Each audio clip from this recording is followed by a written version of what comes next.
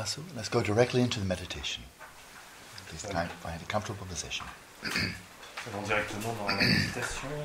Prenez une position confortable.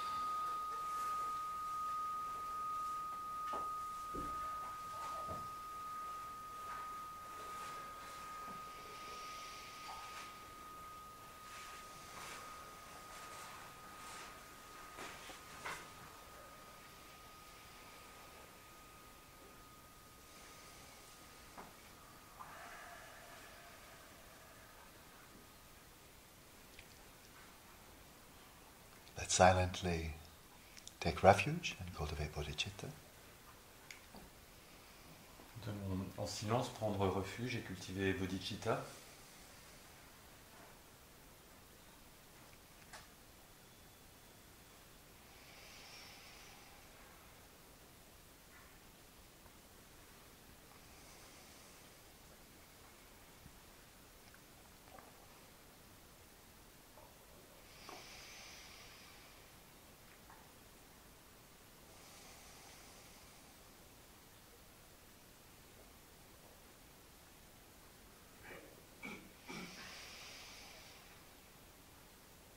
If you have a guru, visualize your guru in the space in front of you. If not, simply visualize the Buddha. Si vous avez un gourou, visualisez-le dans l'espace en face de vous. Sinon, visualisez simplement le Bouddha.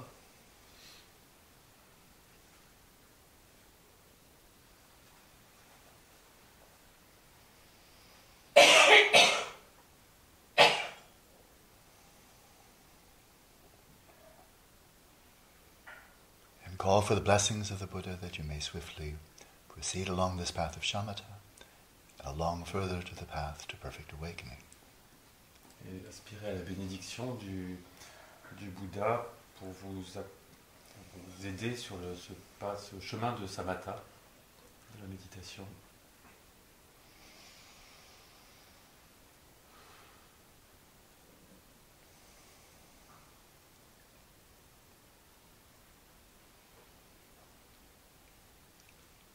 From the white Om, syllable Om, on the crown of the Guru's head, imagine a cascade of white light emanating forth, entering the crown chakra of your own body, flowing down and permeating your entire body.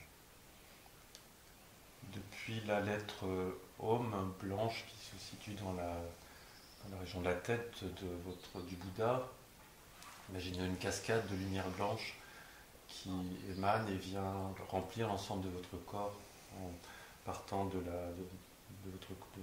chakra de la couronne, du sommet du crâne, et remplit tout votre corps. Purifying the body of all obscurations and sowing the seeds for the realization of Nirmanakaya. Permettant de purifier tous les voiles du corps, toutes les perturbations du corps, et de planter les graines du Nirmanakaya.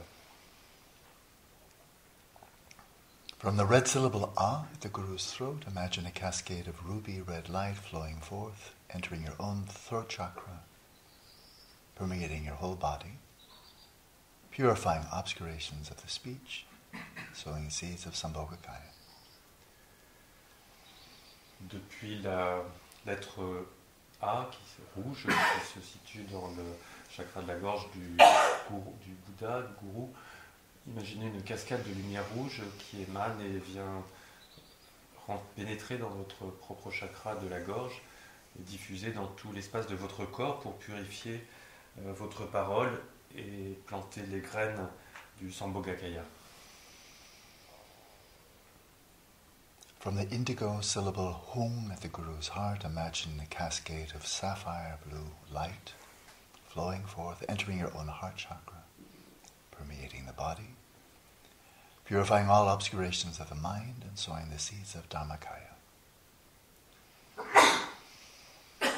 Depuis le chakra du cœur, dans la lettre Om bleue, imaginez une cascade de lumière qui pénètre le chakra de votre propre cœur, envahit tout votre corps et purifie tous les obscurcissements de l'esprit et plante les graines du Dharmakaya.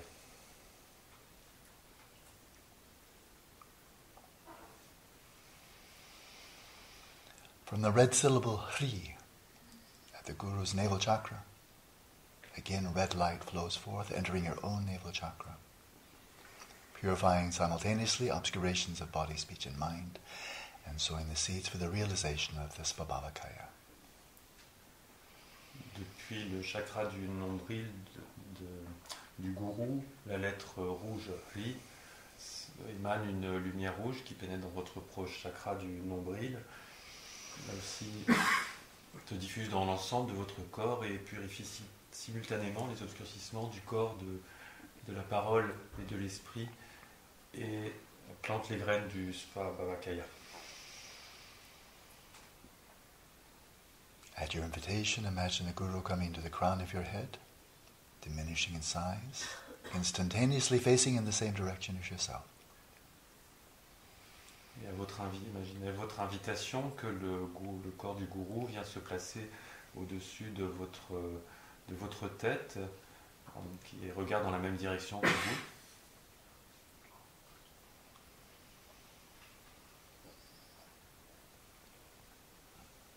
And then imagine the Guru blissfully dissolving or melting into light, flowing down through the central channel, and reforming at your heart upon the lotus, moon and sun disk, with the Guru's body, speech and mind indivisible from your own.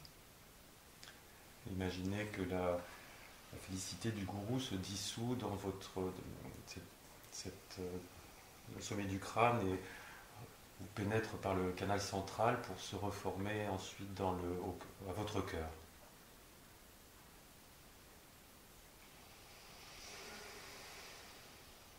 And rest for a moment with the sense of the indivisibility of the Guru's mind and your own mind. Et posez-vous dans cette indivisibilité de votre propre esprit et de celui du gourou.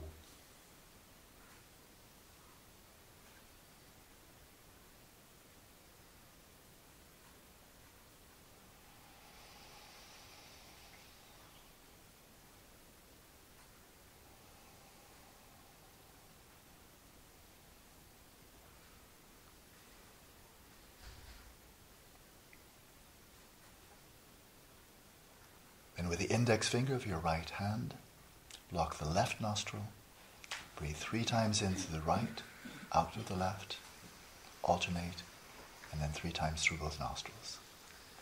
Donc avec l'index de la main droite, vous obstruez la narine gauche, vous inspirez 3 fois par la narine droite pour expirer par la narine gauche, et 3 fois de l'autre côté.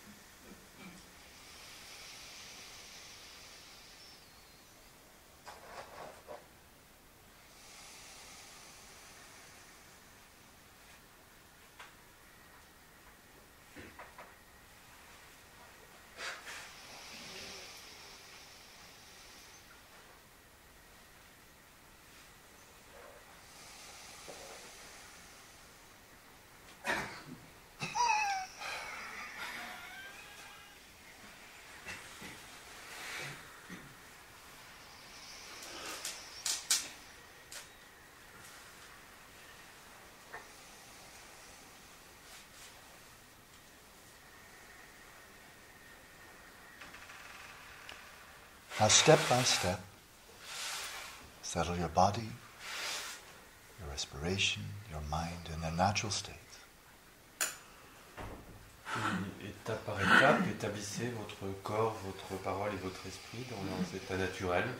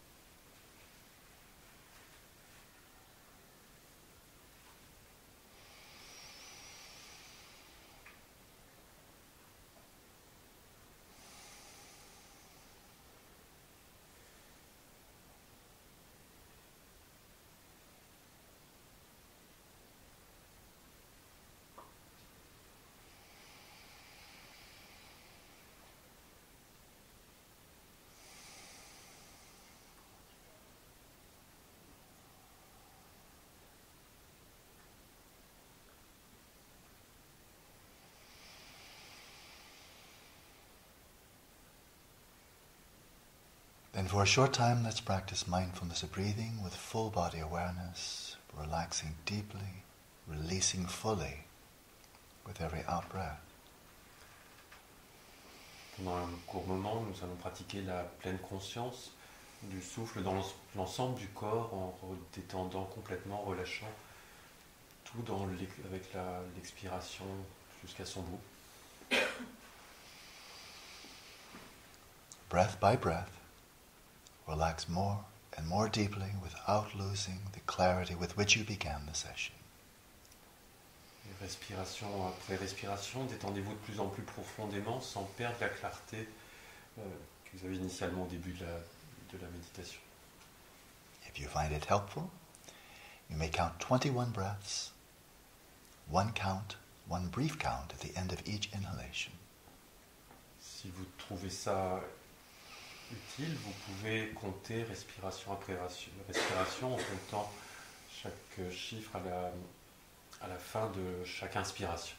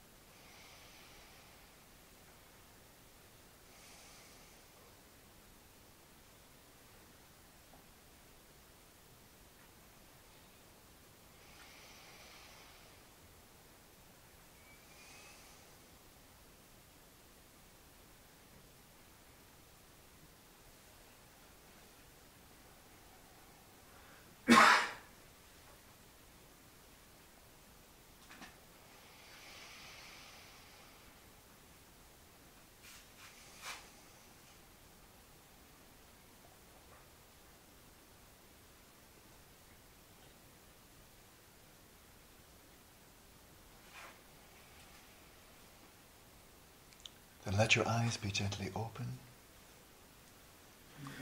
Ouvrez gentiment vos yeux. Rest your awareness evenly in the space in front of you without focusing on any object, either sensory or mental. Et posez votre conscience dans l'espace devant vous sans focaliser sur quoi que ce soit.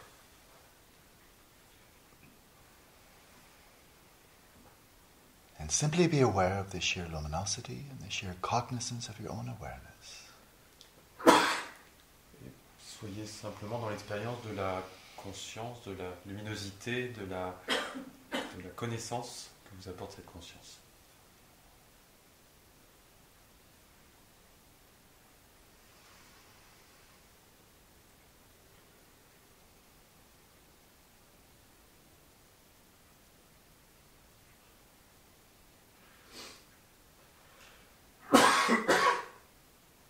Whenever a thought arises, instantly recognize it, instantly release it.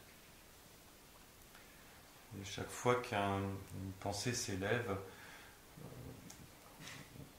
reconnaissez-le et relâchez-la instantanément.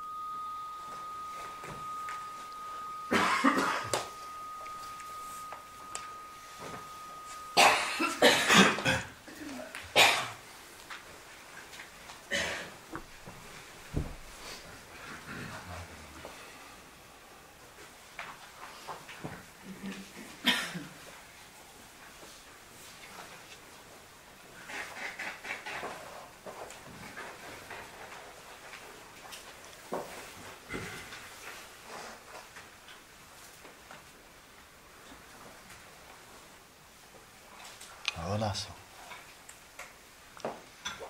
So in the Mahamudra and Dzogchen traditions of Tibetan Buddhism, while these practices of settling the mind in this natural state, or just awareness of awareness, are very central, very strongly emphasized, quite uniformly in all four schools of Tibetan Buddhism, the mindfulness of breathing is also taught in all four. And it's kind of a backup. It's a backup to ground you, to mellow you out, to loosen up. Very helpful. Donc dans les traditions du Mahamudra et de Dzogchen, on met une grande importance, beaucoup d'accent sur cette méditation d'établir l'esprit dans son état naturel. Et également la pleine conscience du souffle a une grande importance et elle se place en arrière-plan pour nous aider à nous poser, à stabiliser notre esprit. And you'll see a common denominator, or common quality of all of these approaches, many of which we've now explored, is that we are not seeking out any pleasant stimulation, neither sensory or even psychological or spiritual. We're not giving ourselves any entertainment. Il y a un point commun dans ces approches, un point commun dénominateur, c'est qu'on ne cherche absolument pas de stimulation plaisante particulière, aussi bien sur le plan physique que psychologique. As long as we keep on attending to or seeking out pleasurable stimulation of any kind, then we are basically falling back into the pursuit of hedonic pleasure. Parce que tant qu'on cherche ces stimulations, quand on est à la recherche de ces stimulations positives, finalement on est on reste dans la recherche de plaisir hédonique. So even doing rituals and chanting and visualization can all be very meaningful. So I'm not deprecating that at all. But it does keep us busy. And it does keep on stimulating the mind. And these practices don't.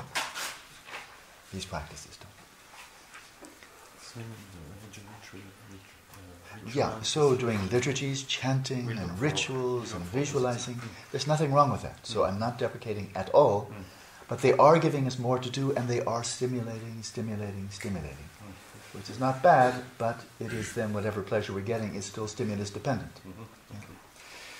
Et donc même si on s'engage dans des pratiques rituelles, ce sont des pratiques qui où quelque part on a aussi il y a une recherche de sensations agréables, etc.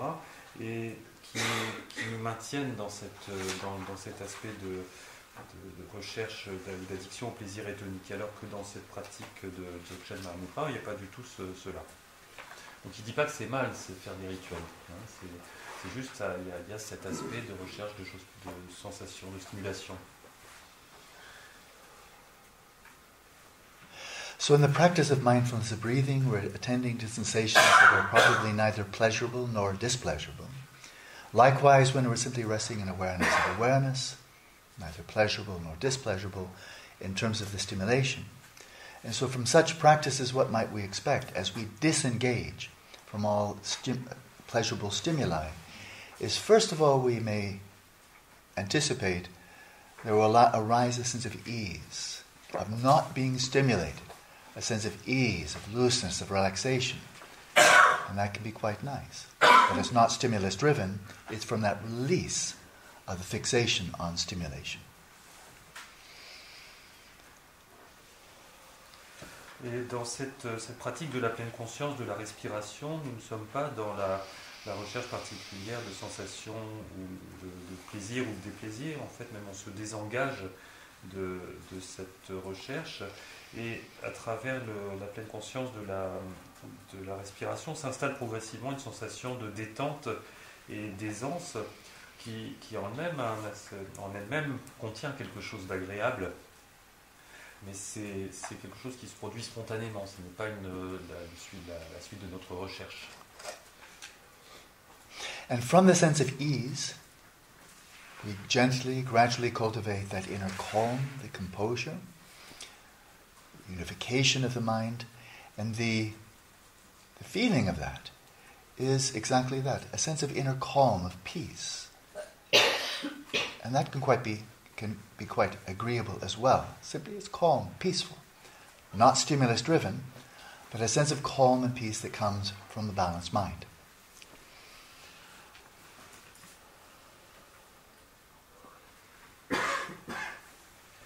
Et également, quand on développe ce sens de détente, quand on cultive ce sens du calme, cette unification de l'esprit, il se produit aussi un état, une sensation de calme intérieur, de tranquillité qui a une saveur aussi agréable. Mais c'est pas une saveur qui se produit d'elle-même, c'est pas quelque chose qu'on dirige de manière délibérée. Et c'est juste une sensation d'avoir un esprit calme, tranquille, paisible. And out of that, as the mind becomes composed and gradually greater clarity, brightness arises, you may then very well experience a sense of well-being, not bliss, but simply well-being is a very good translation. Well-being in the body, well-being in the mind. The word is sukha.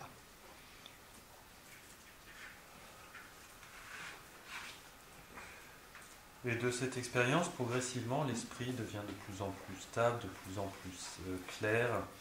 Et de cet état naît une sensation de bien-être.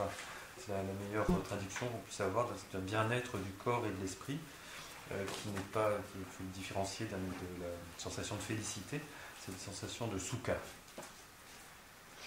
And then as you more and more start to experience the synergy of the relaxation giving rise to stability, giving rise to vividness, the vividness enhancing the stability enhancing the sense of ease and relaxation, then you may find in a kind of quiet, subtle way that you're actually enjoying the practice and you don't want to stop.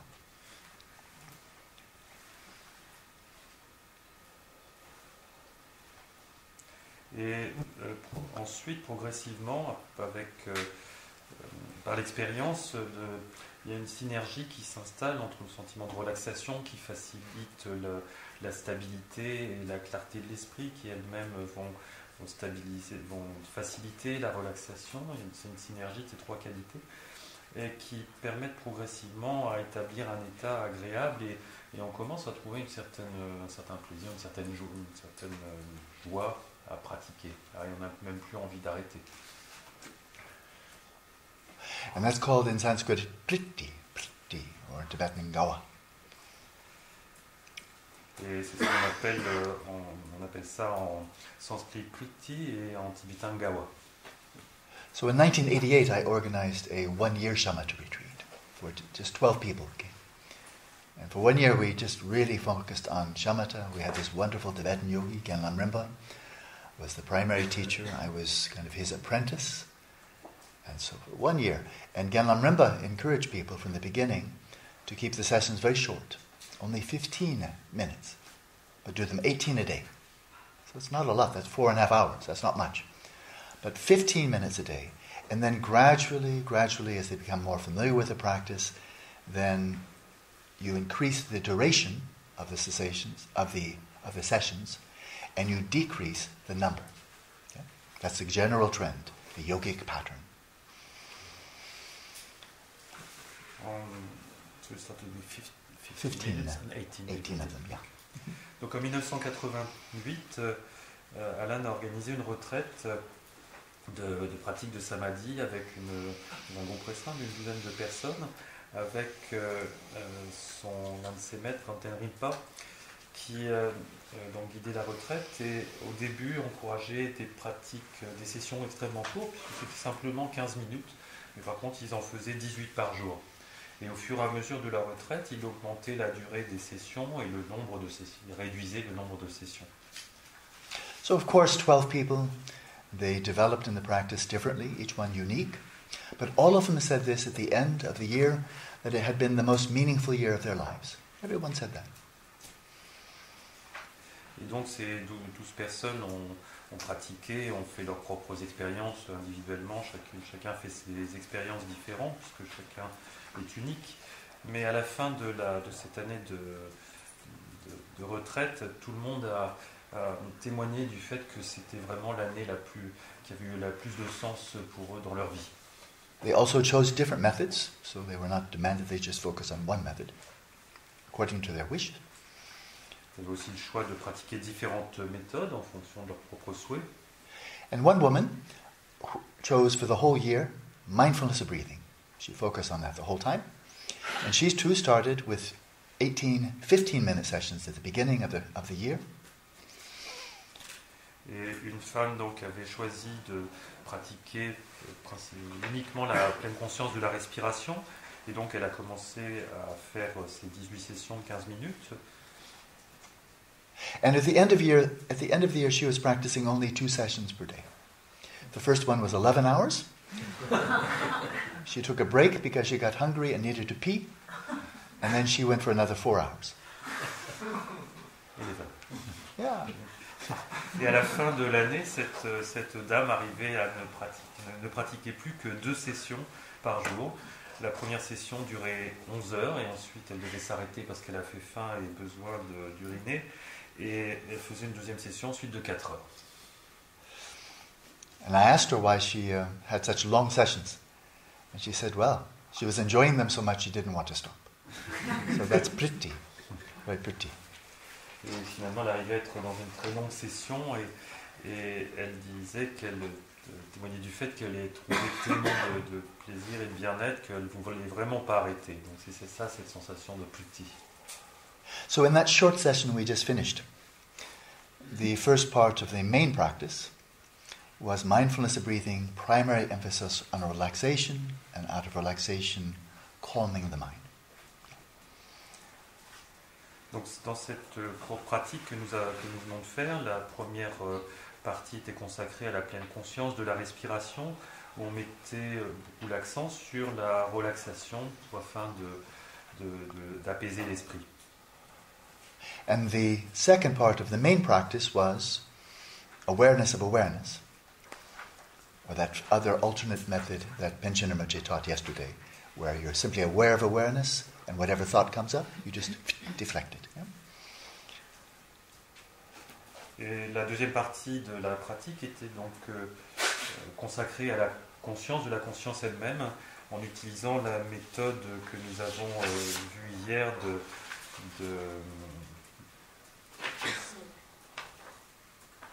Panchen Rinpoche.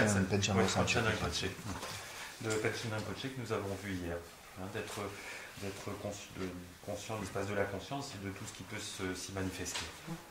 And in that practice, you're simply resting in the knowing of knowing.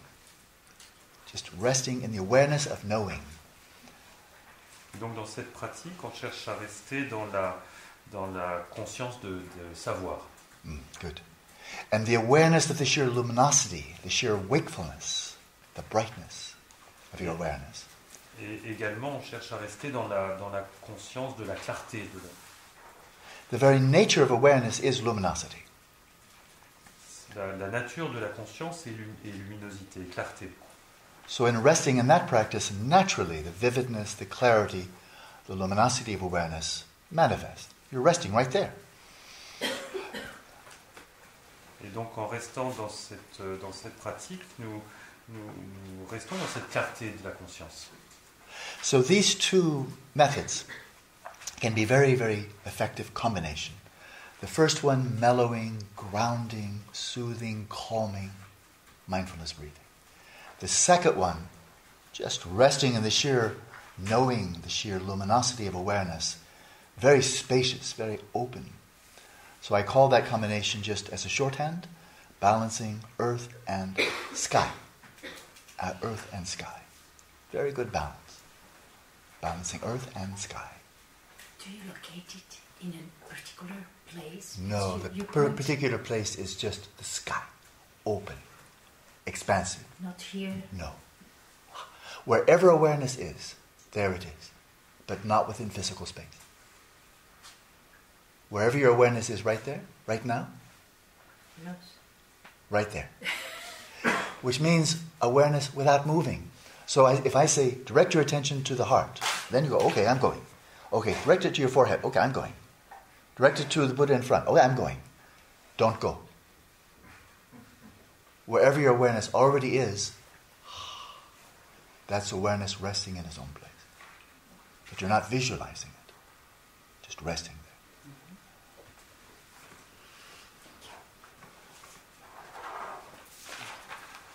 Just please can you wait for the translation Sorry. step by step. So it's okay.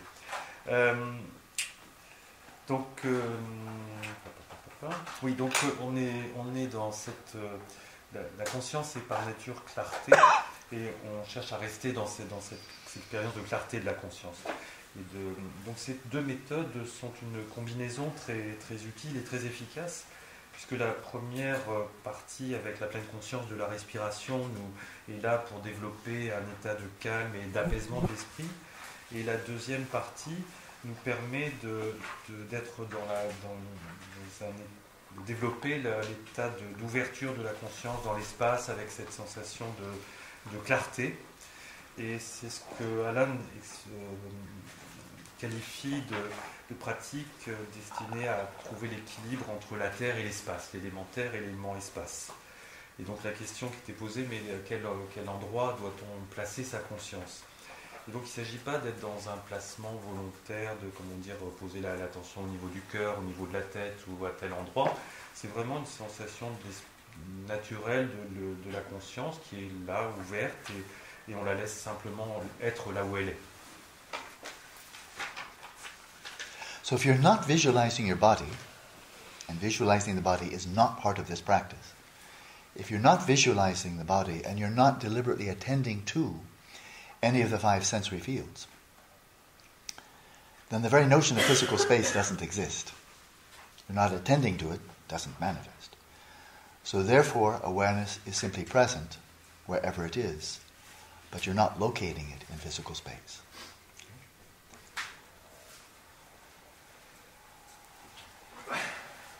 Donc, de la même manière qu'on ne visualise pas le corps ou qu'on ne cherche pas à être dans une quelconque expérience sensorielle particulière, la conscience est simplement présente dans l'espace et on ne cherche pas particulièrement à la localiser quelque part dans l'espace. Elle est juste naturellement présente là.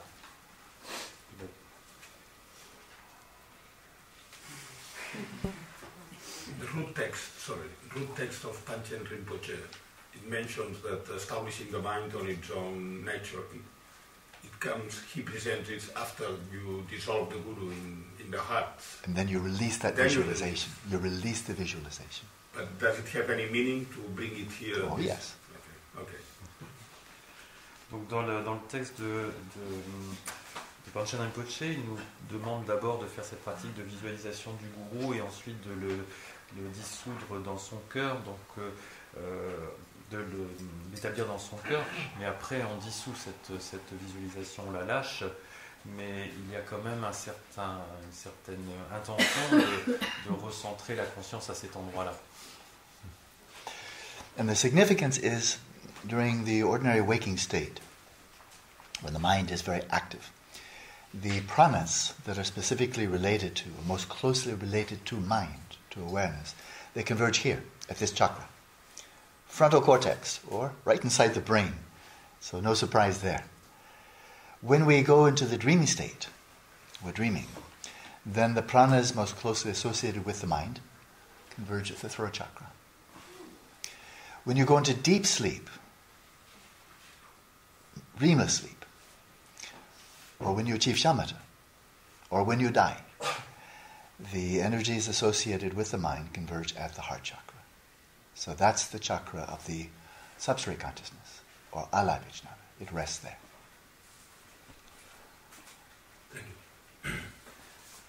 Donc dans l'état de la conscience ordinaire, en étant réveillé, les énergies praniques convergent plutôt dans la région frontale. Et c'est pas une surprise, donc dans cette région-là. Dans l'état de sommeil avec rêve, les énergies praniques ont tendance à converger vers le chakra de la gorge. Et dans le sommeil profond, ou dans l'état de samadhi, ou au moment de la mort, toutes les énergies praniques convergent plutôt dans la région du chakra du cœur. Donc le chakra du cœur, c'est vraiment le siège de la conscience substra ou de Alaya Vijnaya. la conscience base de tout. So, the culmination of this path, of the path of shamatha, which precedes the path of vipassana, which precedes the path of Mahamudra and Dzogchen, the culmination of this path is coarse mind dissolving into subtle mind, coarse mind dissolving into substrate consciousness, and that the energy associated with that is the heart. So therefore this is the home. Yeah. But in this practice you don't visualize that. You just let the awareness naturally settle there.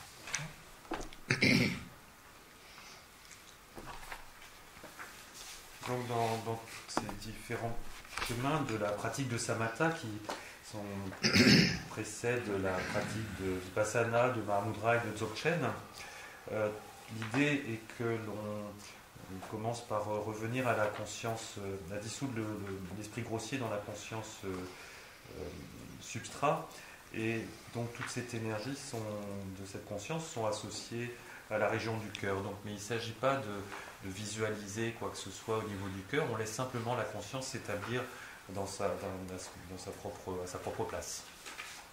So we now turn to another concise and complete explanation of this practice of settling the mind in its natural state.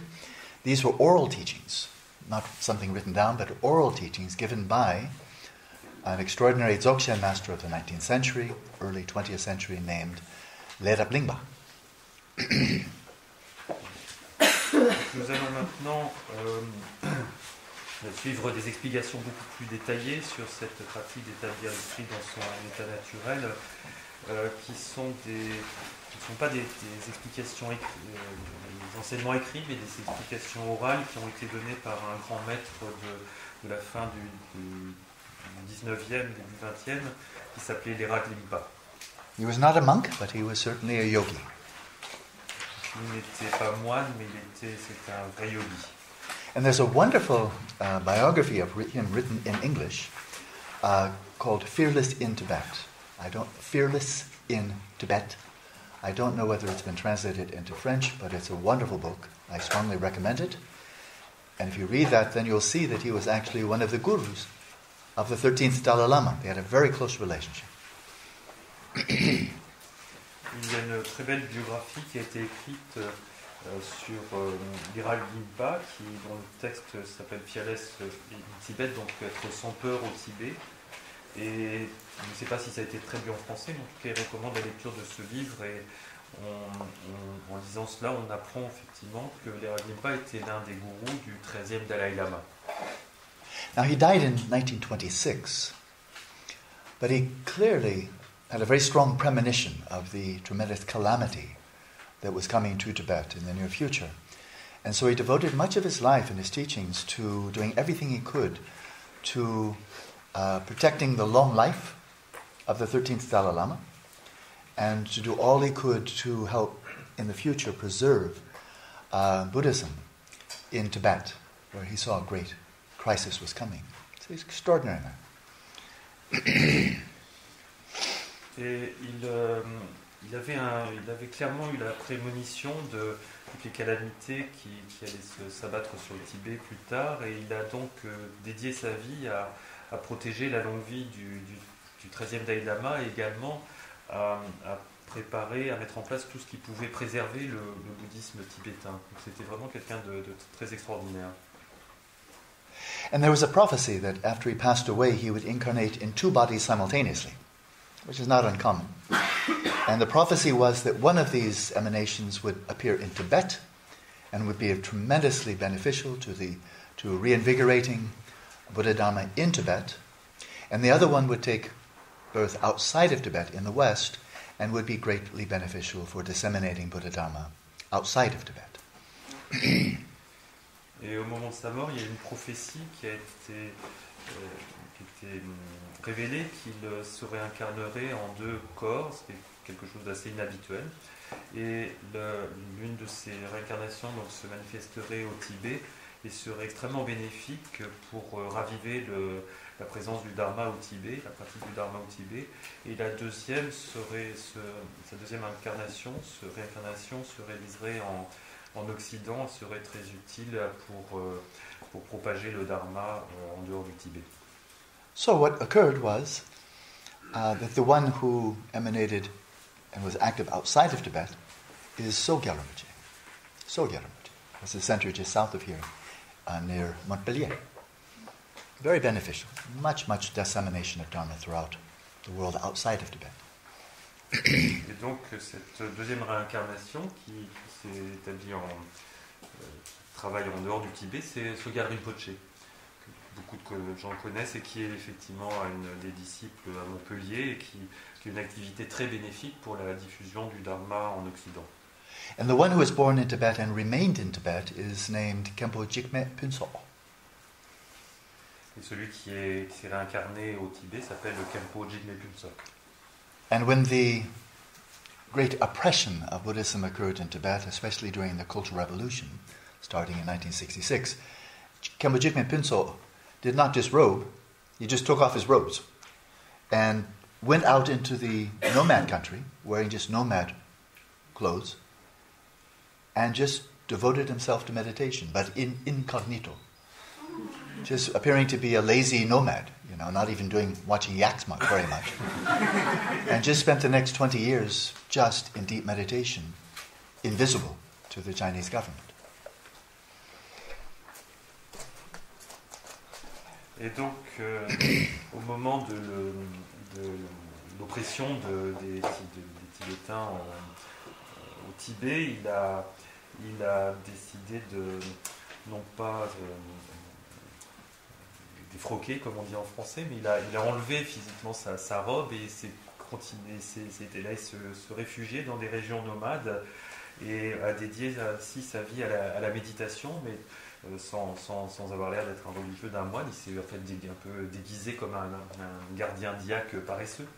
Et donc il a médité de manière incognito pendant des années en tant que nomade et à l'insu des Chinois.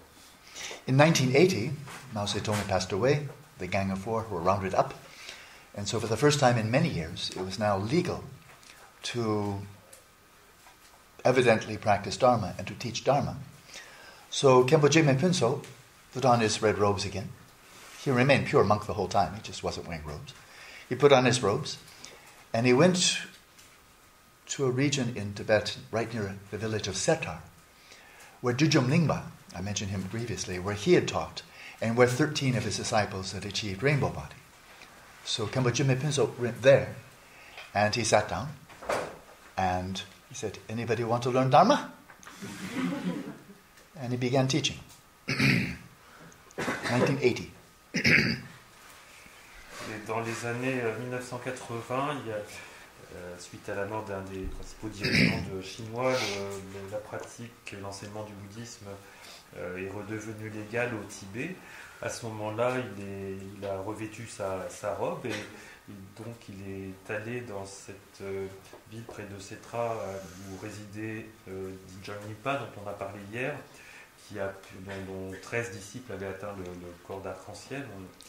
Et il s'est installé là et donc il a proposé son enseignement et donc il est devenu enseignant. In 1993, I think it was, he was invited to Europe and to the United States to teach. He came to New York City and my Lama Gyatso Rinpoche said, "Alan, definitely go." And so I went, and there I received, among other things from him, I received the empowerment, the oral transmission, explanation of this text, the heart essence of Vimala Mitra. And so I received this transmission, which I'm sharing with you. I received it from him. Et donc en 1993, il a été invité à voyager en Europe et aux USA et le maître Alan lui a enjoint d'aller suivre ses enseignements. Et donc il a reçu à ce moment-là tous les enseignements, toutes les transmissions et de cet enseignement du cœur de Vimala Mitra, donc ce texte que nous allons étudier, sur lequel nous allons travailler maintenant. And I've been authorized to teach it and pass on the transmission. Et donc il a été autorisé à enseigner, donc il vous passe la transmission. Khenpo Jigme Phunso came to the West only once. He went back to Tibet, continued teaching. And by 1998, 18 years after he began, there were 10,000 monks and nuns who had gathered around him to receive teaching. It wasn't even a monastery, it was a Dharma settlement of 10,000. He was regarded at that time by many people as the greatest living yogi in Tibet. Et donc, Khenpo Jigme Phuntsok est donc venu une seule fois en Occident, ensuite il est reparti au Tibet, et en 1998, donc une dizaine d'années après son installation, son retour en tant qu'enseignant au Tibet, il y avait autour de 10 000 moines et nonnes qui s'étaient installés autour de lui. Ce n'était pas véritablement un monastère, mais simplement l'établissement. Les gens s'étaient établis là pour suivre ses enseignements. Et il est vraiment considéré comme l'un des plus grands yogis existants au Tibet. The Chinese Communist government, seeing this very large settlement, they freaked out, and they came and they bulldozed 70% of the buildings, and they told 70% of the monks and nuns, scram. It was very nice they didn't kill them, but they told them, beat it, you can't stay here. So they reduced the population down to 3,000. Et quand les Chinois ont appris ça, ils ont été effrayés par ce regroupement de religieux tibétains, et donc ils ont eu très peur, et donc ils ont destroyed 70% and told 70% monks and nuns, go away. Et donc ils ont détruit 70% des bâtiments et fait fuir 70% des moines et des nonnes, donc il n'en reste que 3000. Khenpo Jigme Phuntsok did not lose heart or get discouraged. He continued teaching. He continued teaching until his death in 2005, I think it was. Et donc, Khenpo Jigme Phuntsok n'a pas été découragé. Il a continué à enseigner jusqu'à sa mort en 2005. He trained many Khenpos in that community, like geshes. Il a formé beaucoup de Khenpo dans cette communauté. Les Khenpos sont comme des déchets. And following his death, two Khenpos really rose to be very inspiring leaders and teachers to the whole community. One is called Khenpo Sur Tarke. Donc après sa mort, il y a deux Khenpo qui ont particulièrement émergé, donc l'un qui s'appelait Khenpo Sur Tarke. And the other one is Khenpo Tsutim Lotu. L'autre est Khenpo Tsutim Lotu. And under their guidance, the community has now grown to around 40,000. Et grâce à leurs enseignements, maintenant la communauté s'est développée jusqu'à 40 000 personnes. And 10% of them are Han Chinese. They're completely, how do you say, no racial bias at all. It's one of the 5 principles. Complete equality of ethnicity. You're Western, Mongolian, Chinese, Tibetan. It makes no difference. If you want to practice Dharma, you're welcome here. Et parmi ces 40 000 personnes, 10% sont des Chinois pur jus.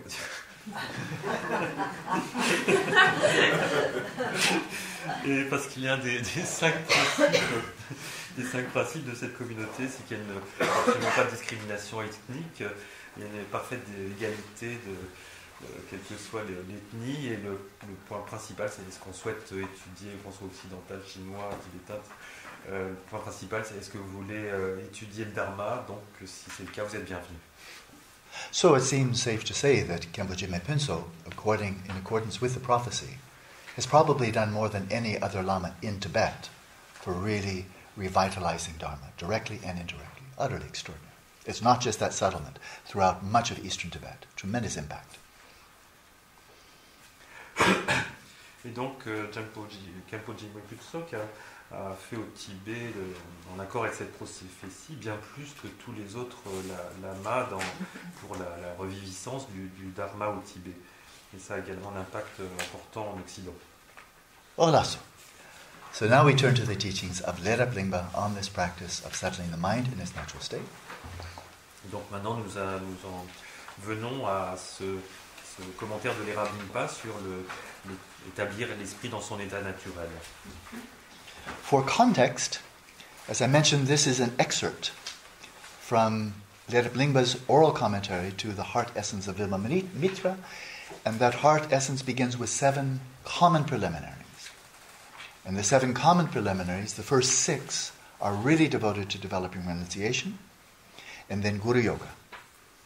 The 7th is settling the mind in its natural state, the culminating common preliminary.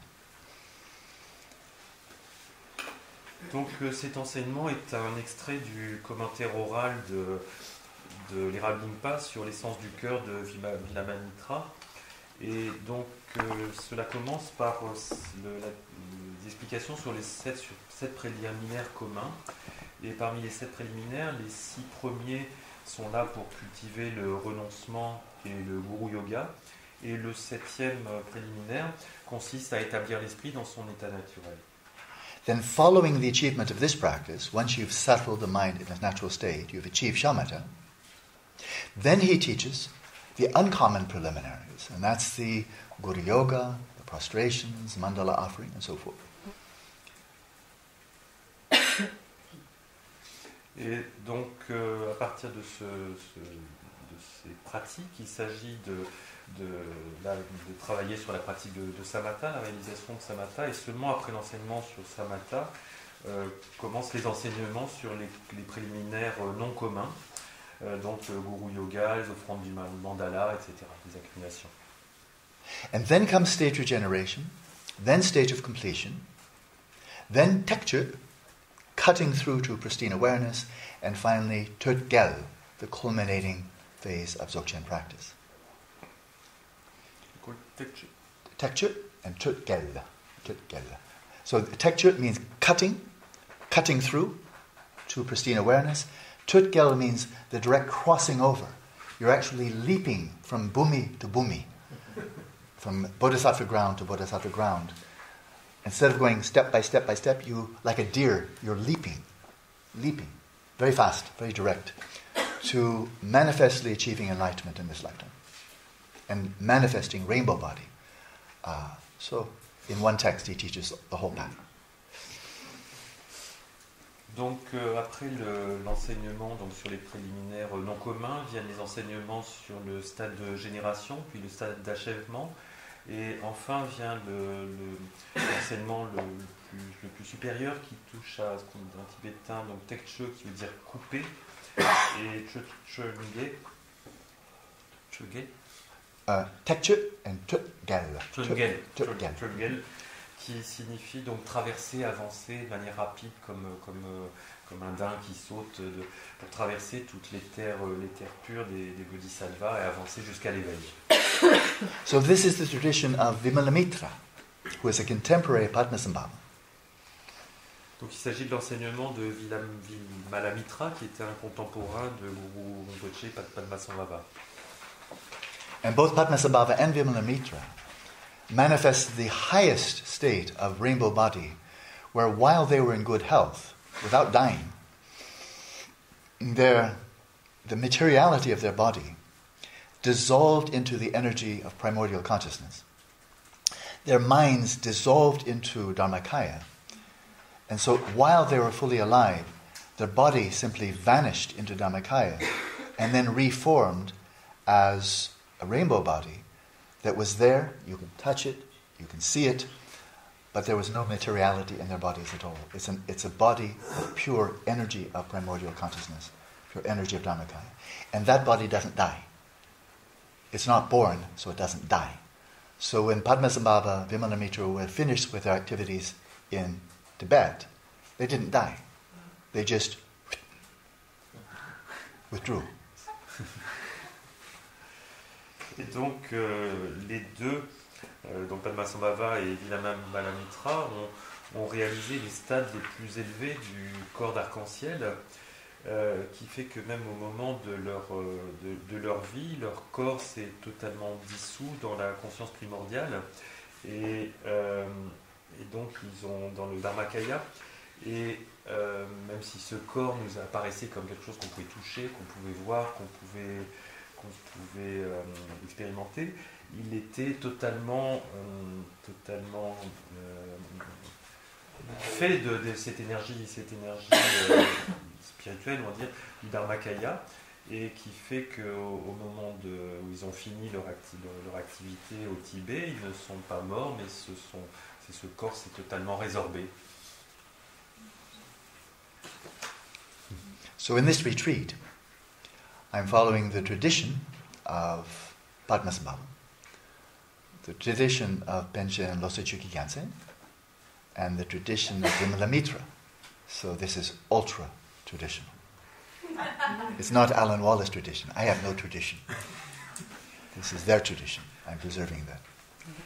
Donc dans cette retraite, on suit cette tradition de Padmasambhava, de Panchen Rinpoche, de Vimalamitra. Donc il ne s'agit pas de la tradition d'Alan Wallace. Lui-même n'a pas de tradition. Il est là pour préserver la tradition de ses maîtres. Okay? Vimalamitra.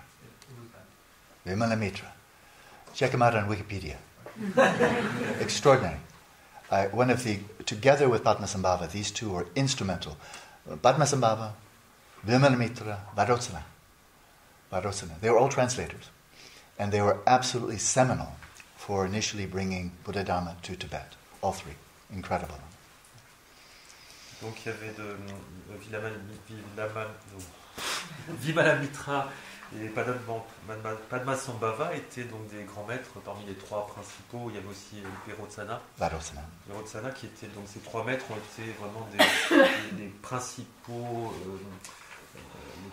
qui ont œuvré à l'introduction du bouddhisme au Tibet. Oh là, c'est extraordinaire. D'accord. Traducteur, oui. D'accord. Are you ready? Vous êtes prêts? So here's the transmission. And I'm giving you the complete transmission of his presentation on settling the mind. Donc voici la transmission, il va nous en donner la transmission complète. Simply hearing the Guru's practical instructions and knowing how to explain them does not liberate your own mind stream, so you must meditate. Se contenter d'écouter les instructions pratiques du gourou et savoir les expliquer ne libère pas votre propre courant de l'esprit. Il est donc nécessaire de méditer. C'est évident. Even if you spend your whole life practicing a mere semblance of meditation, meditating in a stupor, contaminated with compulsive ideation or rumination, or taking many breaks during your sessions due to being unable to control mental scattering, no good experiences or realizations will arise. So it is important during each session to meditate according to the Guru's oral instructions. Même si vous passez toute votre vie à pratiquer ce qui n'est qu'un semblant de méditation, méditez dans un état de stupeur, contaminé par l'idéation compulsive ou la rumination, en faisant de nombreuses pauses dans vos sessions, du fait de l'incapacité à contrôler les dispersions, aucune bonne expérience ni réalisation ne se manifestera. Il est donc essentiel, pendant chaque session, de méditer selon les instructions orales du gourou. C'est très clair, n'est-ce pas? So again, no commentary needed. And now for the main practice. In solitude, sit upright on a comfortable cushion. Fini. Donc maintenant pour la pratique principale, donc dans l'isolement, asseyez-vous droit sur un coussin confortable. So you've already had commentary on comfortable cushion. You know they don't exist. You may be comfortable, you may not be comfortable. That's what determines whether the cushion is comfortable. Donc on a déjà eu les enseignements sur le coussin confortable. Donc vous avez vu que les coussins ne sont pas confortables en soi, ça n'existe pas. C'est vous qui devez vous sentir confortable. In solitude has two meanings. Outer solitude, inner solitude. Le terme isolement ou la solitude a deux sens. C'est la solitude extérieure, mais également la solitude intérieure. Outer solitude is easy. It's just removing yourself from other people, going and being by yourself. La solitude extérieure, c'est facile. Il s'agit simplement de s'éloigner des autres personnes et de rester seul avec soi-même. It can be in your room, in quiet, in downtown Paris, you're in solitude, Or you may go out to the Alps, find a little chalet, and be remote in the wilderness. Either way, you're physically in solitude. On peut faire ça chez soi, dans sa chambre, même à Paris, ou aller s'isoler dans un petit chalet retiré. Donc tout ça nous mettra dans la solitude. Inner solitude is much more difficult. La solitude intérieure est beaucoup plus difficile. And that is isolating your mind, isolating your awareness from all mundane concerns, all the activities and concerns of this life, and focusing with pure renunciation on the path to liberation and awakening. That's inner solitude. Et la solitude intérieure, c'est quelque chose de plus difficile puisqu'il s'agit d'isoler son esprit, d'écarter son esprit de toutes les préoccupations mondaines de cette vie et de cultiver le renoncement le plus complet. Donc c'est quelque chose de plus difficile. C'est ça la solitude intérieure. If you don't have the inner solitude, the outer solitude is a waste of time. You may as well stay home and watch TV. Sans la solitude intérieure, la solitude extérieure n'a pas grand intérêt. Et il vaut mieux rester chez soi, regarder la télévision. And now we have, again, a preliminary practice.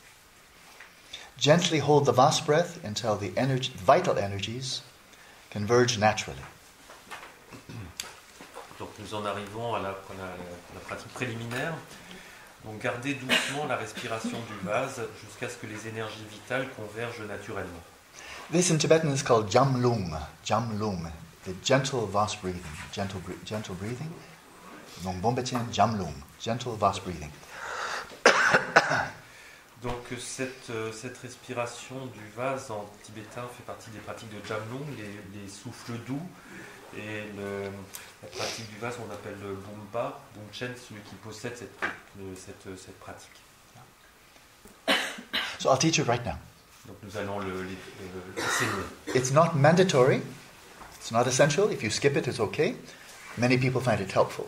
Then you need to decide for yourself through your own experience whether it's helpful or whether it's more just like a distraction. Donc c'est pas une pratique qui est absolument indispensable. Beaucoup de gens la trouvent très très utile. Donc c'est à vous de voir si effectivement après l'avoir expérimenté, si ça vous est utile ou si ça vous amène plutôt, si ça vous écarte dans des distractions. So I do not recommend this gentle vast breathing. In the supine position, really optimal in sitting, upright, but you can also do it when you're standing. If you wish, you can do it when standing. Donc Alain ne recommande pas de faire cette pratique en position couchée, mais la position assise est la plus adaptée, mais on peut également le faire en position debout. So while doing the gentle vast breathing, you're not regulating the breath in the sense of trying to make it long or short or holding the breath. As before, you're letting the breath naturally flow out, naturally flow in, without modification. Donc dans cette pratique du vase doux, on va appeler ça en français, il n'y a pas de mot, donc le vase doux, ou en douceur, on ne manipule pas non plus notre respiration, on laisse l'inspire et l'expire se produire naturellement comme on l'a fait jusqu'à présent. Naturally, when you're sitting in the proper posture, when you breathe in, the belly expands. When you breathe out, the belly falls back. Et très naturellement, quand vous êtes assis dans cette position, quand vous inspirez, le ventre se gonfle et quand on expire, le ventre se dégonfle. So you know what this looks like, but I'll put my hands on the belly just to make it more obvious. You don't do this when you're doing the practice, but just to show you. But there's no surprises here. Donc Alain va simplement poser les mains pour qu'on puisse visualiser, voir mieux ce qui se passe, mais il ne s'agit pas, quand on le fait, de poser les mains. So just what you expect to see.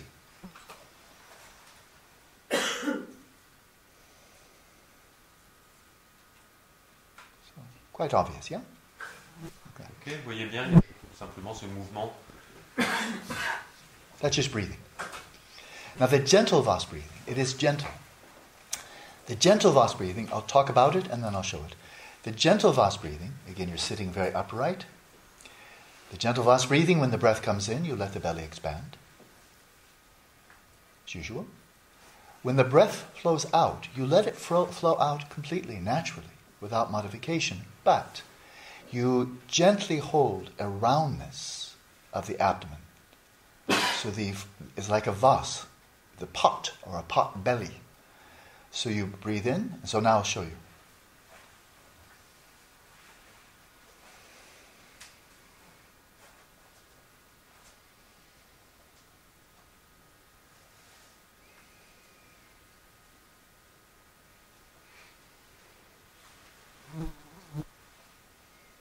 So even when the air is completely gone, roundness. About 3 months pregnant, I think. Not from first experience. So that's it. It's very simple. There's no contraction, no holding, no nothing. It's just holding that roundness very gently. Now, when you're first doing it, it's distracting. You're multitasking. You're doing the practice and doing that. But it's like riding a bicycle. And that is, when you really learn how to ride a bicycle, you hardly give any attention to it at all, especially if you're on an open road, no traffic.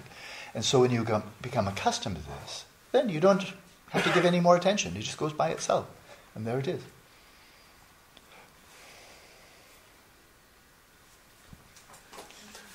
Donc, décrire dans cette pratique du vase doux, donc quand on respire naturellement, à l'inspiration, le ventre se gonfle, à l'expiration, le ventre se dégonfle de manière totalement naturelle.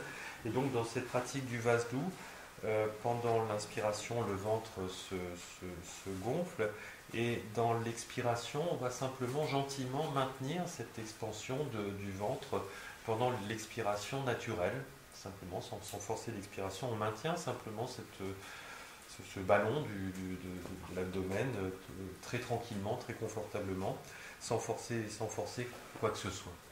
Donc, il dit que c'est un peu garder le ventre comme une grossesse de 3, l'étape d'une grossesse de 3 mois.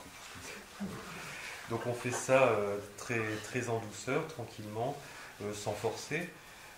Au début, ça nous demande quand même un petit peu d'attention, on peut avoir un petit peu de difficulté à le faire, c'est comme quand on apprend à faire du vélo, au début on n'est pas très à l'aise, et puis au bout d'un moment on peut faire du vélo tout à fait ça facilement, ça devient un automatisme, l'esprit n'est plus du tout dérangé par ça. So why are we doing it?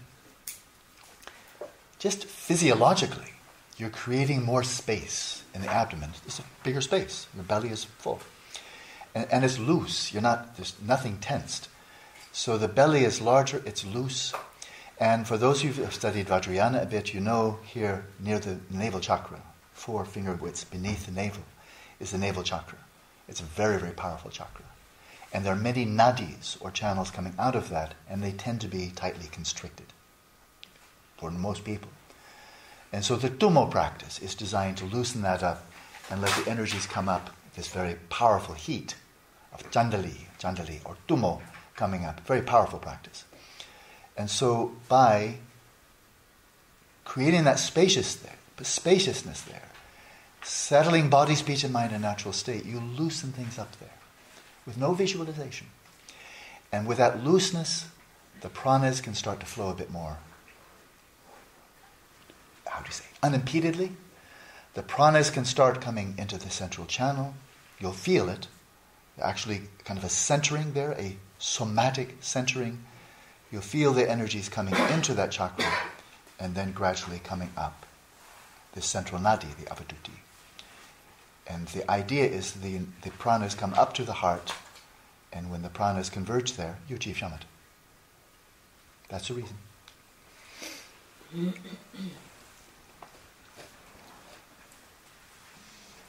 Et donc, pourquoi fait-on cette pratique du vase doux? Donc, de point de vue physiologique, quand on fait cette pratique, on crée un peu plus d'espace dans la région de l'abdomen, dans la région du nombril. Et dans cette région, pour ceux qui ont étudié le Vajrayana, il y a ce chakra du nombril qui est une zone extrêmement importante. Et dans cette région, il y a beaucoup de nadis, beaucoup de choses, mais la plupart du temps, c'est très, très bloqué. Les énergies sont obstruées, les circulations de prana sont obstruées dans cette région. Et dans les différentes pratiques tibétaines, il y a la pratique de Tummo, de la chaleur intérieure, dont la fonction est de dénouer tous ces blocages de nadis pour que le prana circule bien. Et donc dans cette pratique-là particulière, on crée cet espace on facilite l'ouverture de cet espace dans cette région, et à ce moment-là, les tensions se relâchent, donc les canaux s'ouvrent et le prana circule beaucoup mieux et circule en particulier beaucoup mieux pour rentrer dans le canal central, Avaduti. Et d'ailleurs, c'est quelque chose qu'on peut ressentir cette énergie qui remonte dans le canal central jusqu'au chakra du cœur. Et quand ça se produit, ça facilite la réalisation du samadhi. Du samatha. So, again, once you become familiar with this, you can do it without giving any attention to it. And the practice is single-pointedly to focus on the space of the mind and thoughts. So you're not visualizing, you just get that going, like you turn on the engine in your car. Then you don't have to think about the ignition anymore. You just turn it on and then it goes. You turn this on and then you focus entirely on the main practice. Et donc, à force de s'entraîner à pratiquer de cette manière-là, qu'on a développé l'attention en un point et sans visualiser du tout, donc on peut stabiliser ton esprit et développer focaliser sa conscience sur ses sensations.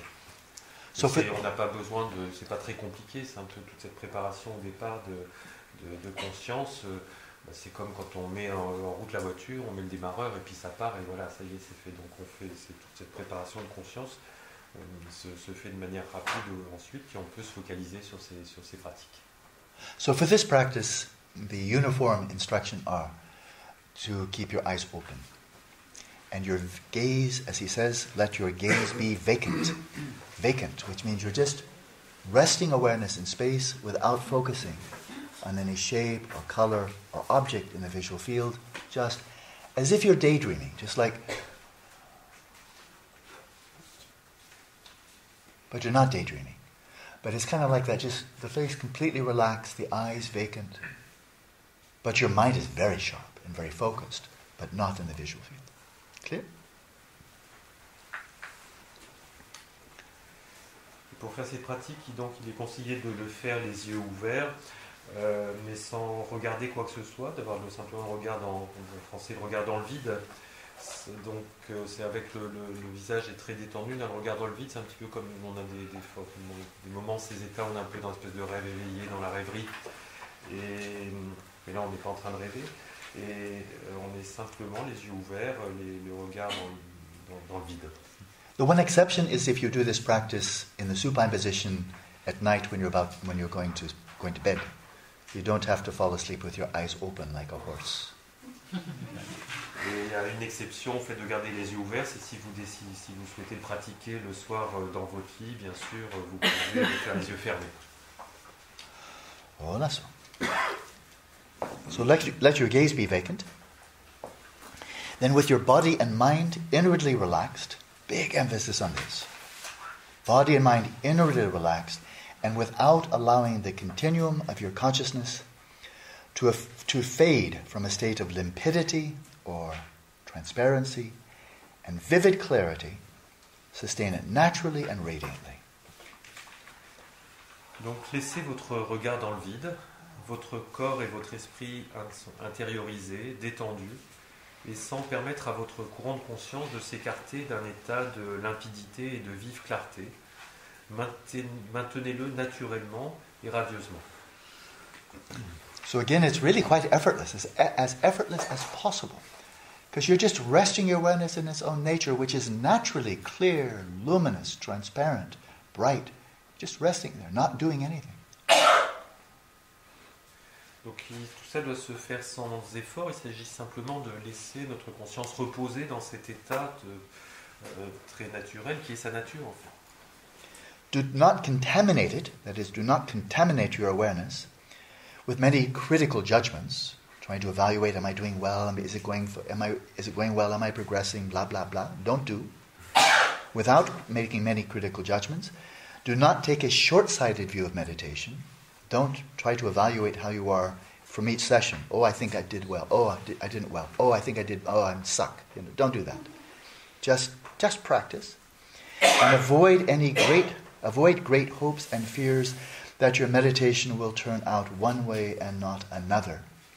So in other words, you are adopting the motto, that Nike picked up. Just do it. Just do it. Don't make it complicated. Just do it.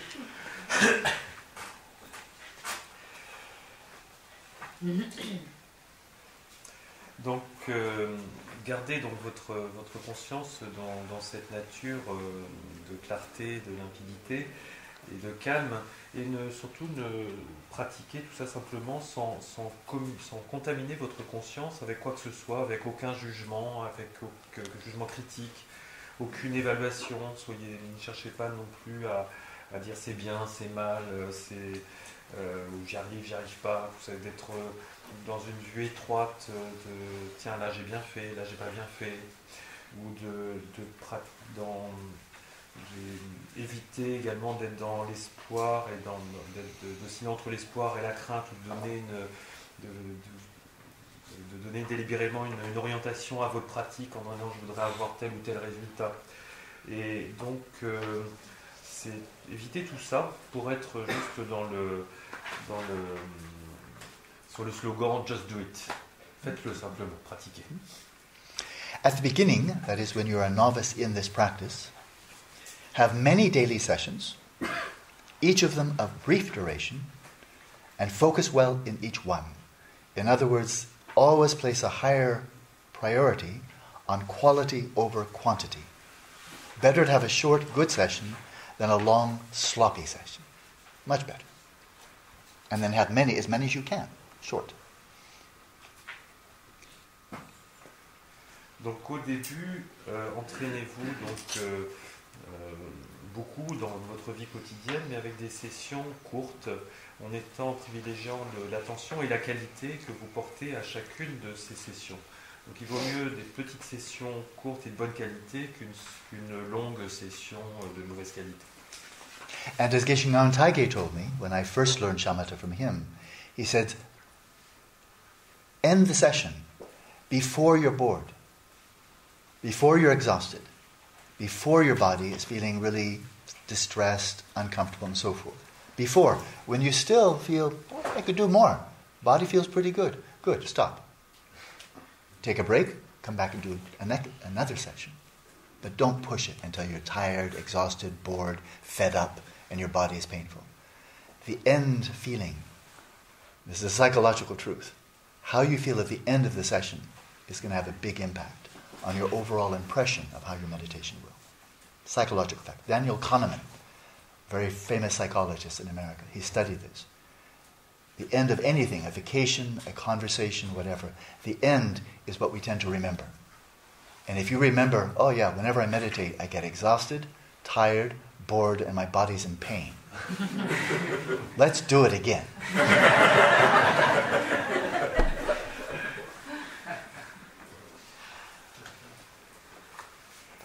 Et Geshe Targye, dans ses enseignements, lui disait à Alan, à la fin de la session, il faut arrêter la session avant de vous sentir fatigué, avant de vous sentir inconfortable au niveau du corps, avant de vous sentir épuisé. Il faut s'arrêter avant. Et justement, faites l'expérience de l'état dans lequel vous ressentez en fin de session. C'est quelque chose d'important parce que c'est ça qui va vous influencer dans l'enthousiasme à la pratique. Si à la fin de la session vous vous sentez fatigué, épuisé ou inconfort, finalement c'est un peu ça qui va rester, qui va vous marquer dans cette expérience. Les psychologues connus qui ont fait des études là-dessus qui expliquent bien ça.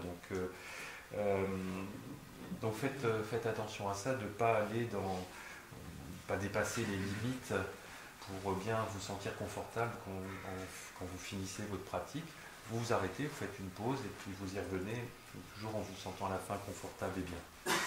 Just by the way, as an aside, it's very telling, it's very suggestive of modern civilization that although there's a wide variety of Nobel Prizes for different disciplines, there's no Nobel Prize for psychology. Pas du tout. Et c'est assez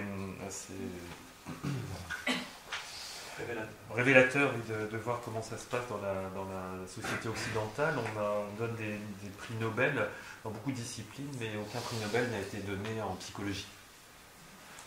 So if you're a psychologist and you want to get a Nobel Prize, then you'll get it for another discipline. I think Pavlov was a psychologist. He got a Nobel Prize for biology. And Daniel Kahneman is a psychologist. He got a Nobel Prize for economics. So you're studying the mind, but the only way you get rewarded is if it tells you something about the body or how to make more money. Donc il y a des prix Nobel qui ont été donnés à des psychologues, mais Pavlov, par exemple, était un psychologue et il a eu un prix Nobel en biologie. Et un autre psychologue a eu un prix Nobel lui aussi, mais en économie. Donc si on est psychologue, si on veut un prix Nobel, il faut l'espérer dans une autre discipline que la sienne. On est plus facilement récompensé quand on fait quelque chose qui va apporter de l'argent. Another aside. There's a very erudite book, The History of Humanity's Discoveries for All of Recorded History, in about 500 pages, by Daniel Boorstin, The Discoverers. Tremendous erudition. From last 5,000 years, the Chinese, the Indians, the Mayas, the Greeks, the Jews, and so on. What have human beings discovered over the last 5,000 years? And this great historian, very distinguished historian, then summarizes that in 500 pages. Donc un autre petit aparté, il y a un livre qui a été écrit sur toutes les découvertes qui ont été faites dans l'histoire de l'humanité depuis 5000 ans. C'est un pavé qui fait 500 pages par Daniel Barton. Et il y a une compilation de toutes les découvertes humaines qui ont été faites dans les 5000 dernières années partout dans le monde, les Chinois, les Indiens, les Européens, les Américains, etc. Out of 500 pages, only 2 pages are devoted to humanity's discoveries relating to the mind. 2 pages. Et parmi ces 500 pages, il y a seulement 2 pages qui concernent les découvertes de l'humanité sur l'esprit. And according to this erudite Western historian, the 2 people of note in the whole history of humanity who have made significant discoveries about the mind are Freud and Jung. Et donc pour cet auteur occidental, qui a étudié donc toutes les découvertes mondiales donc tout ce qu'il a, les principales découvertes qui ont été faites pour lui, selon lui, dans l'histoire de l'humanité, sont les découvertes de Freud et de Jung. Incroyable. Amazing. The ethnocentricity is staggering. Donc c'est la preuve de l'ethnocentrisme. So, back to the text. Whenever you meditate, bear in mind the phrase, without distraction and without grasping, and put this into practice. Donc, chaque fois que vous méditez, gardez à l'esprit l'instruction sans distraction et sans saisie. Et mettez cela en pratique. So, in Tibetan, it's nicer. It's ma yang, don't distract, zime, without grasping. Don't distract. No grasping. Hi.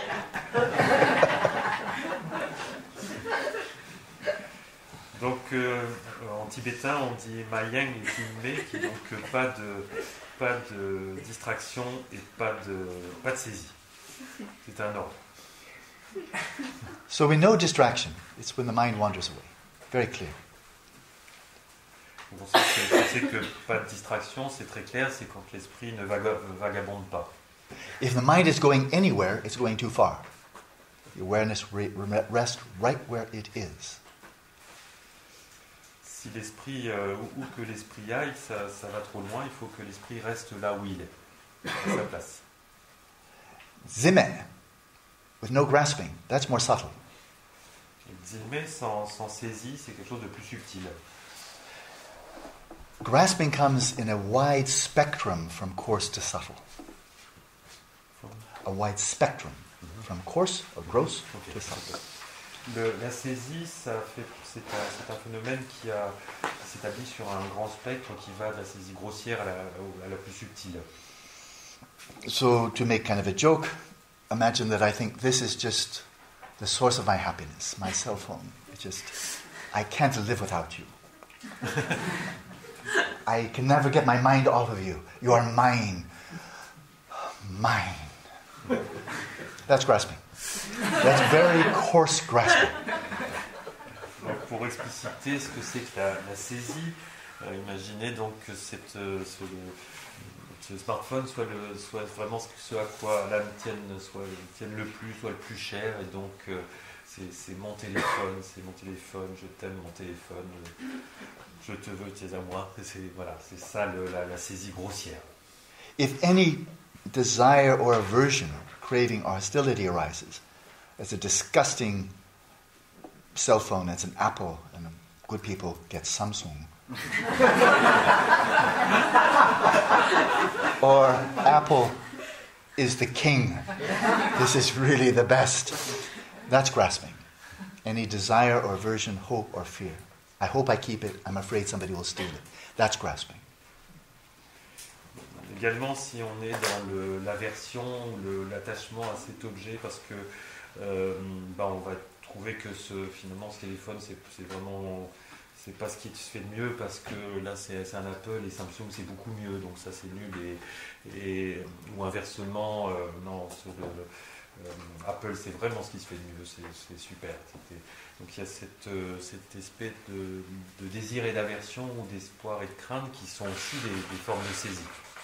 If I grasp onto or if I reify the cell phone as existing from its own side, by its own characteristics, by its own inherent nature, it's really there. That's grasping. Également, le fait de réifier cet iPhone comme existant de par lui-même, de par ses propres caractéristiques, c'est également une forme de saisie. And if I conceptually superimpose my conceptual grid of language, of thought, and think, that's a cell phone, that's grasping. It's benign, it's not malignant, you're not doing anything wrong, that is a cell phone. But if I'm viewing it within the conceptual grid, say, that's an Apple cell phone, that's an iPhone, that's also a type of grasping. A grid. Oui, son schéma, oui. Okay. Donc si également on surimpose sur cet objet toutes ses propres conceptions personnelles sur l'objet, en disant voilà, c'est un iPhone, c'est un Apple, etc. C'est aussi une forme de saisie. Elle n'a rien de négatif ou positif en soi, elle est juste, c'est une saisie quand même.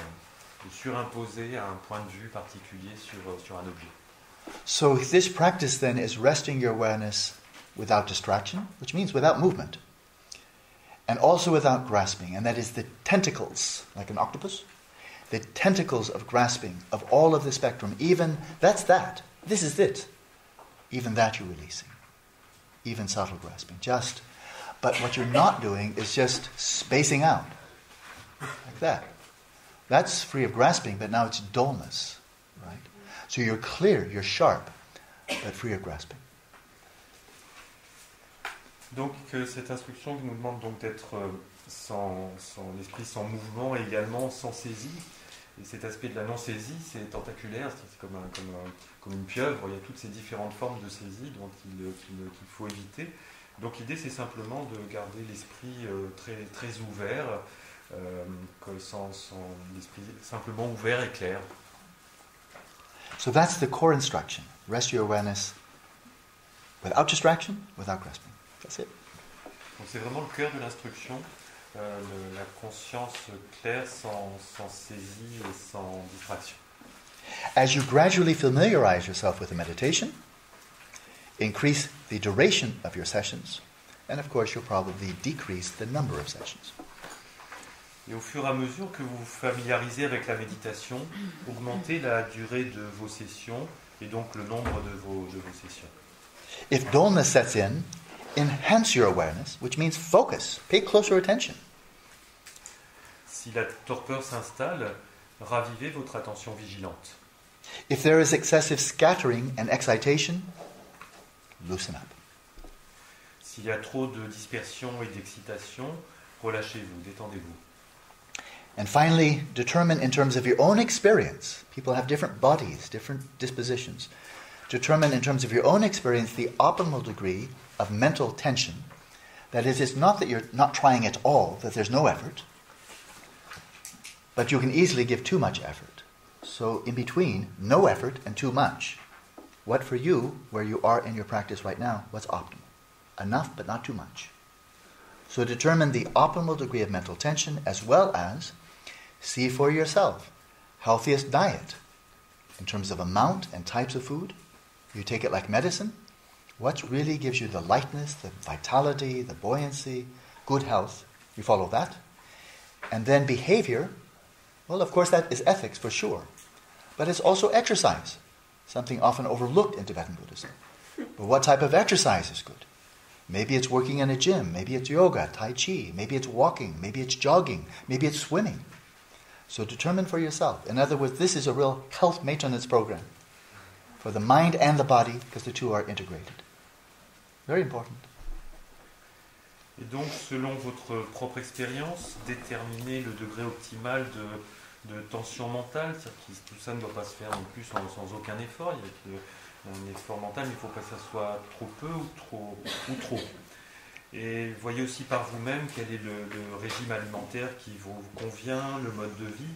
Voyez ce qui vous permet d'être plus à l'aise pendant votre méditation, pas avoir une alimentation trop lourde ou qui vous mettent mal à l'aise. Et aussi dans votre mode de vie, choisissez ce qui vous convient le mieux, d'avoir dans les moments qui vous permettent de vous sentir bien. Ça peut être faire du sport, du tai chi, du yoga, de vous relaxer, de vous détendre. Voyez un petit peu d'organiser votre mode de vie aussi de manière à déterminer par votre propre expérience ce qui vous convient mieux pour vous sentir bien pour la méditation.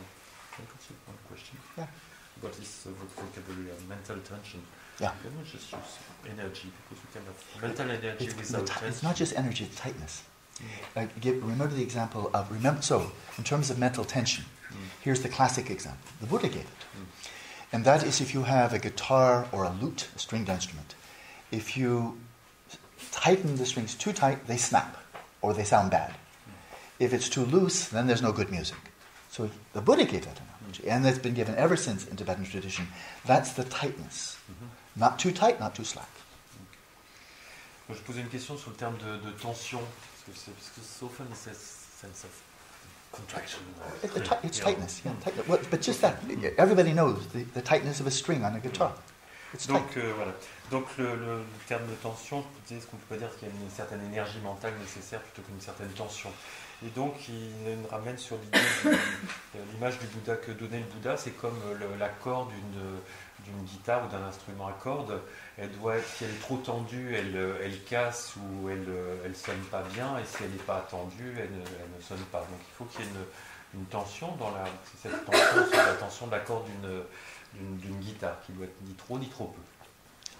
So, it's time for a break.